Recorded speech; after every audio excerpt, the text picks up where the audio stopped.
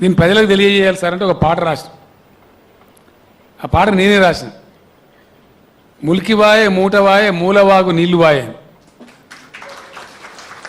ఆ మూలవాగుల నుంచి దాటుకుంటూనే ఆ వాగు దాటుకుంటూ ఆ పాట మళ్ళీ మర్చిపోతాం కదా అని చెప్పి డ్రైవర్కి చెప్పి ఆ రైటింగ్ ప్యాడ్ తీసుకొని రాశాడు పెట్టేసాం. తర్వాత మళ్ళీ మా బాలకృష్ణ వీళ్ళకి అప్పచెప్తే వీళ్ళంతా దాన్ని అద్భుతమైన పాట చేశారు. రాజన్న దేవాలయం కూడా మామూలుగా ఉండదు. బాలకృష్ణనే పాడిండు పాడ. ఎందుకంటే మనం ఏ ఊళ్ళోకి పోయి మాట్లాడినా రాజేశ్వరరెడ్డి, రాజేశ్వరరావు, రాజయ్య, రాజలింగయ్య, ఊళ్ళో పోయి రాజయ్య అంటే 5 మంది ఎత్తారు. ఆ దేవుని మాత్రం అంత గొప్పది, అంత భక్తి, ప్రజల దేవుడు రాజన్న. అందుకే తెలంగాణ ఉద్యమంలో కూడా ఆయన పాట రాసినాం. వెనుక ముందు చూసుడేంది రాజన్న ఓ రాజన్న, ఎత్తుకో తెలంగాణ జెండా రాజన్న ఓ రాజన్న. అది కూడా మా బాలకృష్ణ పాడింది పాట. ఆ రికార్డు మారు మోగింది. అప్పుడు చాలా సూపర్ హిట్ ఉండే కదా.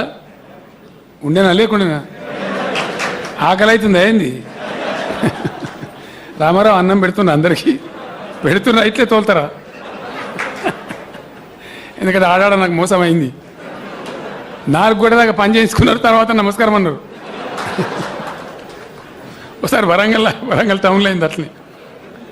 యశ్వంతపురం ఒక వాగు ఉంటుంది, రఘునాథపురం. ఇక్కడ మా రాజేశంగౌడ్ సాబ్ నవ్వుతున్నాడు. అక్కడ పాపం ఒక గొల్లామె ఓడలు ఉంటే ఆడ పోయి ఆమె అడిగితే పెరుగన్నం పెడతా బిడ్డ అని చెప్పి ఆమె పాపం అన్నం పెరుగు కలిపి పెట్టింది, తినేచ్చినాం. ఇక వాళ్ళు స్పీడ్లో వర్క్ స్పీడ్లో వాళ్ళు మర్చిపోయారు, మేము మర్చిపోయాం. 4 అయింది, నమస్తే సార్ అన్నారు.